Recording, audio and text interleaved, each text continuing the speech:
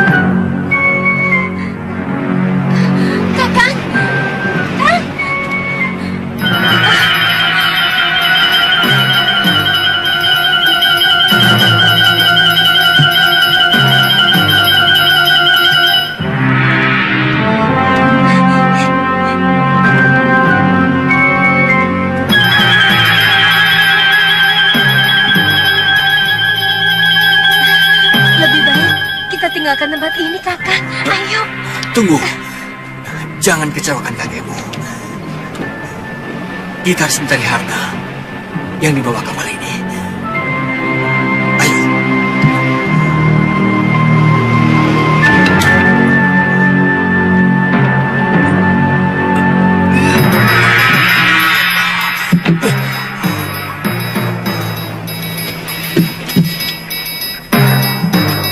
Jangan masuk ke dalam dulu, Kemuni.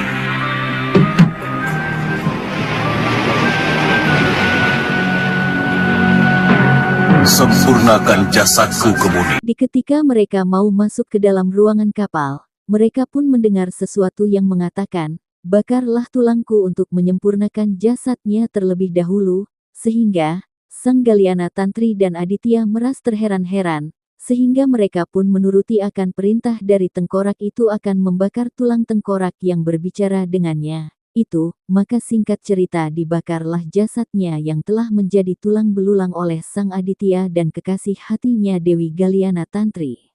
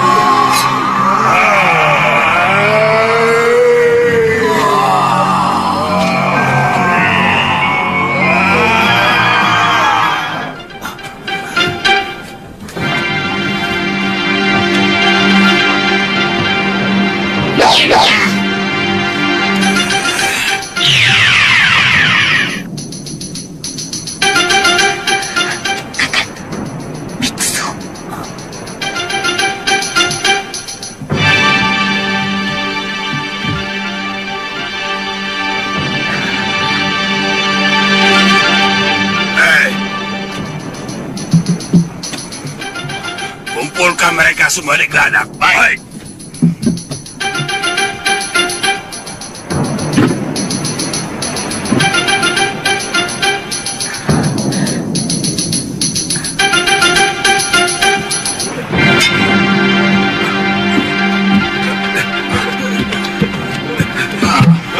Singkat cerita, Dewi Galyana Tantri dan Sang Aditya pada malam harinya sedang terlelap tidur.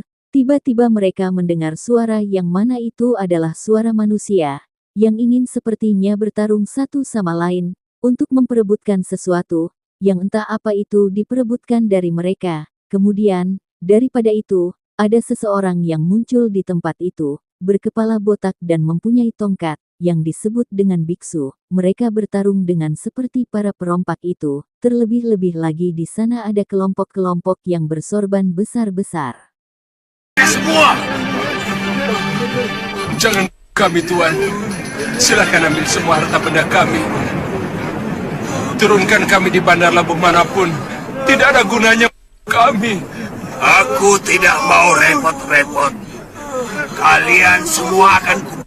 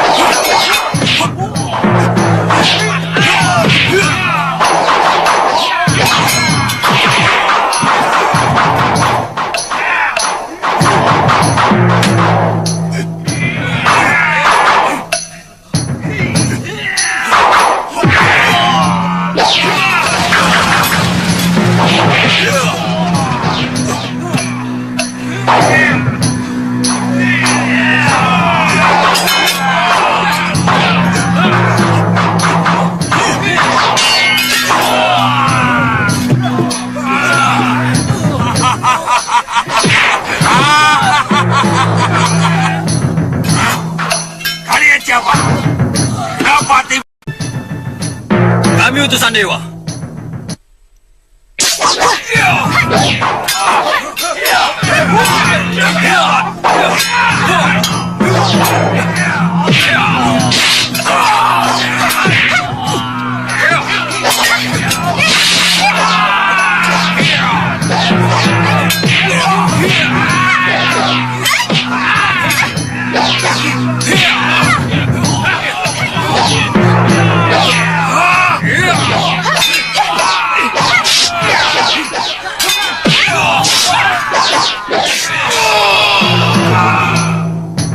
gunakan bunga yang ada di kepalamu.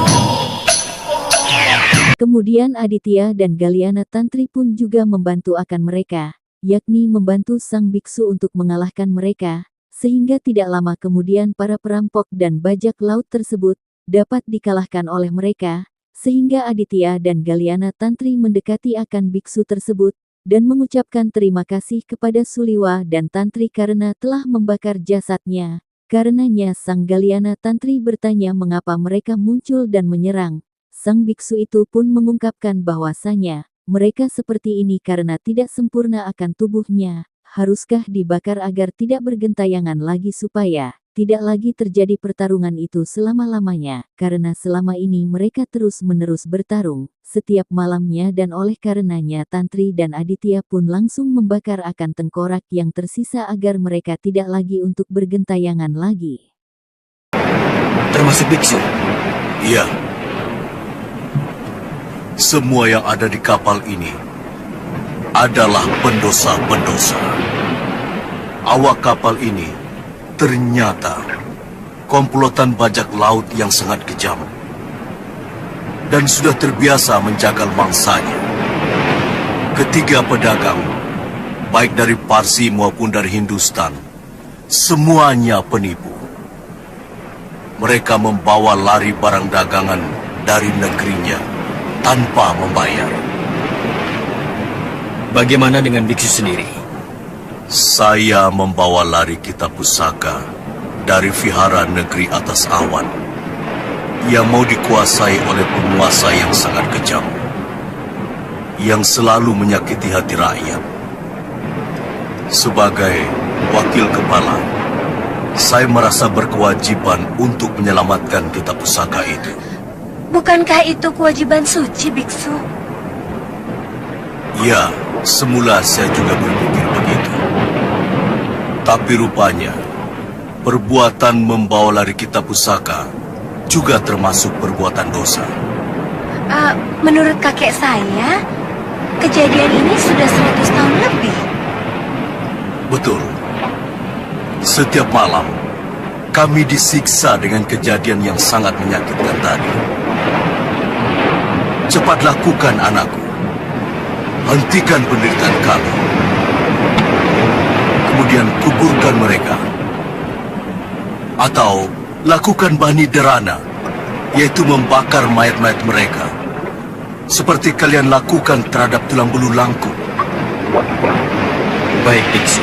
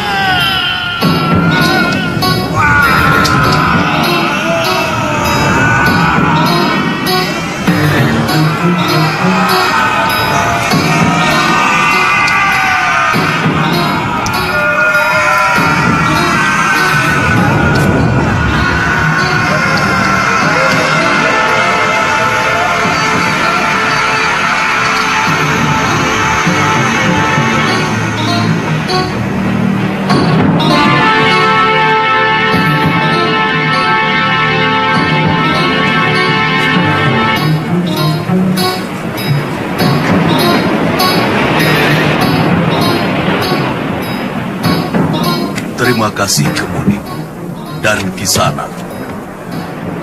Di dalam ada 2 peti besar. Ambillah kantong kain milikku di antara kedua peti itu. Cepat, kantong itu berisi kitab pusaka perguruan negeri atas awan. Kalian boleh mewarisi kitab pusaka itu. Kemudian setelahnya Galiana Tantri dan Aditya masuk ke dalam bawah kapal di mana di dalamnya mereka menemukan kitab pusaka yang dulu diselamatkan oleh sang biksu, yang mana itu adalah kitab negeri atas awan, yang mana mereka membukanya. Setelah itu, mereka melihat tulisan huruf Palawa dan Sansekerta ada di sana. Mereka terkagum-kagum melihat kitab tersebut. Selain menemukan kitab itu, sang Aditya melihat akan beberapa buah peti yang mana ketika mereka buka peti itu berisi akan emas dan permata yang ada di dalamnya. Sehingga mereka kegirangan, terutama sang Galiana Tantri. Seperti halnya perempuan yang lain ketika melihat sesuatu yang indah, pasti terpukau dan ingin memilikinya. Sehingga ia pun menyarankan Aditya untuk membawanya lebih banyak.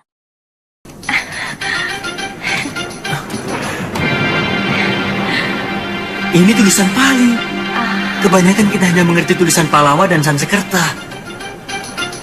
Mungkin biksu dari Kapilawastu yang menyebarkan agama di sini pasti mengerti tulisan ini. Sepertinya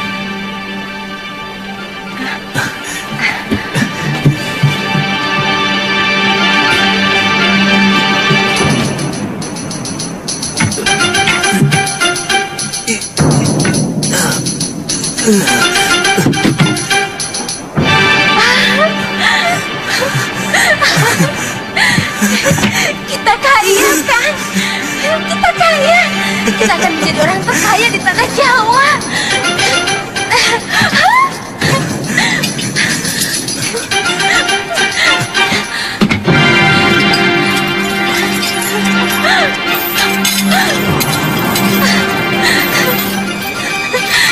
Kita kaya kan? Kita kaya.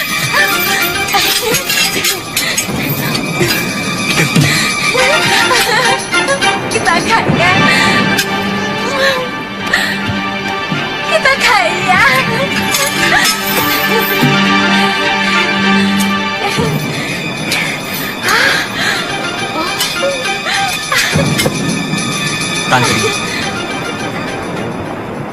Ketika disebutkan itu Aditya dengan santai mengatakan sesuatu yang menyinggung hati seorang Galyana Tantri, dan lagi ia cepat marah. Sang Aditya pun tidak heran melihat hal yang demikian, karenanya itu adalah sifat seorang wanita. Kemudian Aditya pun langsung ke atas keluar dari kapal tersebut, dan keluar untuk kembali pulang. Galyana Tantri pun juga mengikutinya dan membawa seguci kecil akan emas-emas tersebut. Sehingga, inilah yang terjadi ketika mereka membawa emas dari kapal tersebut, karena Dewi Galyana Tantri tidak membawa akan emas tersebut, membiarkan akan emas tersebut tergeletak dalamnya. akan mengotori pikiran kita dan akan mengotori hidup kita. Kelakuan kita dan pergaulan kita juga sifat kita. Dan akan mengotori anak-anak kita. Baik, kalau Kakang tidak mau, aku sendiri yang akan membawanya ke Momongan. Aku akan kerahkan semua penduduk Momongan untuk mengambil harta terpendam milik bajak laut ini. Bahkan mungkin masih banyak lagi harta terpendam yang ada di pulau ini. Sebab kepala bajak laut itu mengatakan bahwa di dekat tempat ini ada gua untuk menyimpan harta mereka.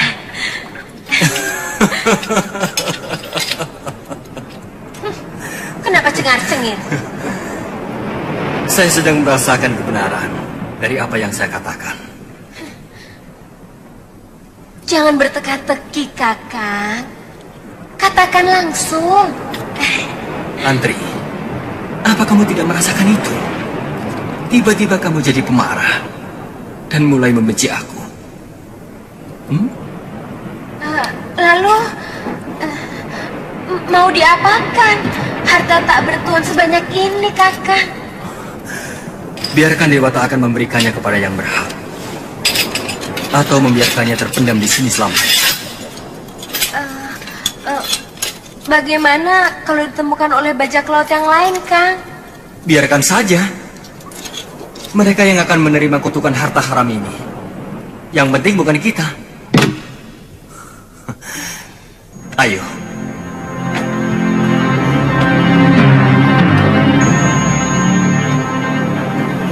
Ayo, Tantri.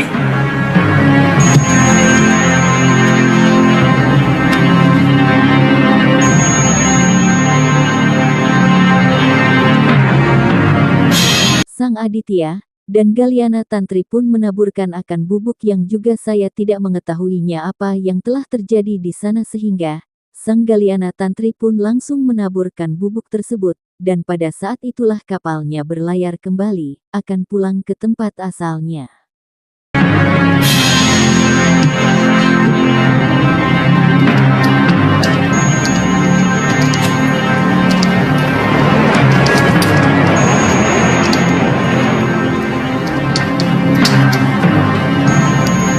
Ayo, Kang, kita pulang sambil kita taburkan abu susu ini di tengah laut.